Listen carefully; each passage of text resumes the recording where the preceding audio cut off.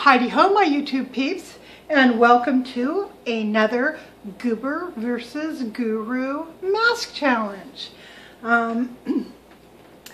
Today I'm at my mom's house. She just went to go to the dentist to have her teeth worked on, and I'm just kind of hanging out waiting for her to come back. Grant and I are down in town. He went to give blood, go to Costco, do all of that sort of thing. And I thought it would be a nice time to do my mask. I played in my mom's makeup this afternoon. I didn't put on makeup, but I mean, I looked at all her like beauty stuff. She's got all kinds of anti-aging things. Well, this is the one I've decided to use today. It's Skin Pharmacy Advanced Anti-Aging Therapy Dual Action Moisture Boost Gel with Hydropore Technology. Now, doesn't that sound high-tech? The ingredients are not printed on the bottle. They were on the box, which I can't find. I'm telling you, it's like alphabet soup of chemicals I've never even heard of. I mean, it was a long, long list of stuff, and it all sounded like, you know, organic chemistry nightmare. So who knows what's really in it. However, intrepid me, I'm going to go ahead and give it a try. So you can use it as like a leave-on treatment, or you can use it as a mask. So I'm going to use it as a mask, and it's pretty simple. All you do, and it doesn't come with a little, I'll take it out of the lid. It does not come with a little spatula, so I'm just going to use my clean fingers. Just take some, and we're going to spread a thin layer on my face. Today's rumination about beauty has led me to thinking about vintage beauty and what it used to seem like to me when I was a child. My mom has always been highly interested in beauty, clothing, style, fashion, all of that. She's always concentrated, I guess the word is, on that sort of thing. She was a teacher through her career, taught in elementary school, and always strove to be beautiful for her kids. Hair, jewelry, makeup, the whole deal. And before that, when she was a teenager, she was remarkably beautiful. Red hair, green eyes, beautiful bone structure, perfect nose, great figure. Just one of those girls you see in the photos from the 1940s and 50s, and they seem, you know, they're 15 years old and they look like they're 25, and you're looking at their headshot for Hollywood kind of deal. She was one of those. And as a child, she seemed so exotic to me. So all the potions and lotions and, you know, devices. Like, okay, you guys remember Frownies? I think you can still buy them. Oh, my husband's here. That's cool. They're these little lick and stick things, little triangles you'd stick here between your eyebrows when you were sleeping, so that you wouldn't like squint and cause wrinkles, the wrinkles that go in through here. Kind of the low-tech version of Botox, I think. So my mom had those, as well as all sorts of other interesting things. And to this day, at 80, almost 84, almost 83, she is still as focused on being beautiful, attractive, presentable as she was at 15. I wonder why that genes seem to skip me. My sister's like my mom, a lot more toned down, but very pulled together all the time. She does, you know, always a neutral makeup palette. Her hair always looks good. She keeps it highlighted, the whole thing. Puts her clothes together nicely. She works in an ancillary teaching position at the local California State University. So she has to look good. But she seemed to get that from my mom, and I just didn't. Which isn't to say I don't feel like I'm beautiful. Sometimes I do. But in terms of focusing on it, I just haven't been able to. It always feels, when I put on makeup or fingernail stuff or, you know, dress in casual, nice clothes, I feel like I'm playing dress up. I always feel like I'm in drag. I am most comfortable dressed like I am in a t-shirt with no makeup, my hair thrown up. I don't know. I just don't know.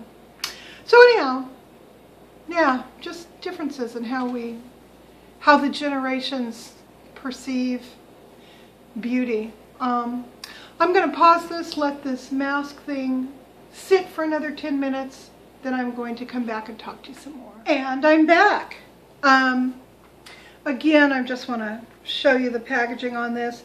The company is Skin Pharmacy. It's actually Skin Plus Pharmacy. And it comes in this elegant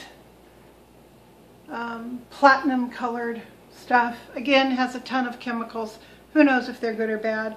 I left it on for about 15 minutes. My skin feels about the same as it did before I used it, to be honest with you. I mean, I'm real shiny because I just washed it off right now.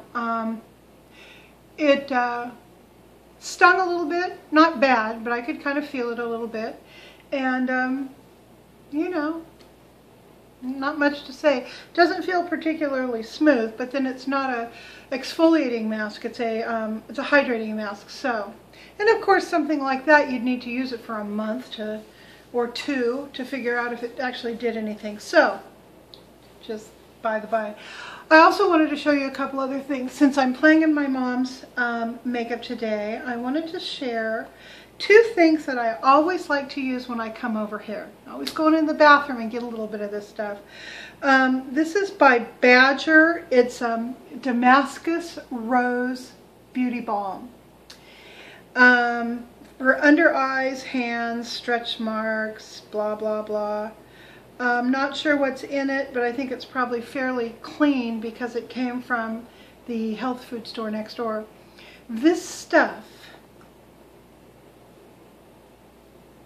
it has a wonderful smell. I mean, I kind of pick up petrochemical, but it has this marvelous sort of spicy rose kind of smell to it. It's very nice. So anyway, I'll take, you know, a little bit of that. And I like to put this on around my eyes. It just seems to make my eyes feel so kind of rested. I really like it. Just kind of pat it on a little bit. You know, it's funny. When I think of beauty, I mean faces that I think are beautiful, made up faces, I always think of that 1950s vintage look.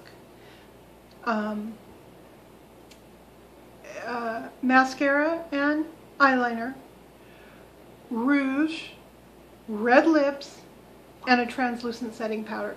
That always, and you know, no like eyeshadow and, you know, definitely mascara, maybe false lashes, but more it was just a lot of mascara. That stuff in the slidey thing, you'd spit into it and use a little toothbrushy thing to stick it on. Remember that? Avon made it? Yeah. That's what I think of. And to this day, I think that is one of the prettiest looks a woman can wear, is that look that my mother grew up with that just seemed so elegant today as much as it did then. So the other thing I like to put on is this. It is a facial oil serum by Theraneem Naturals. It's called facial oil serum. Soothing therapy. It has neem oil, sea buckthorn, baobab, and our adaptogenic blend. It just cracks me up. Where these people get all these ways of describing some oil. This stuff, though, it's cruelty-free and vegan, which is kind of neat. You use 5 to 10 drops after you've done what I just did, and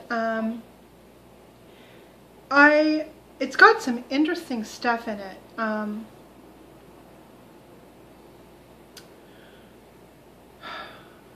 That I can't really see because it's so tiny.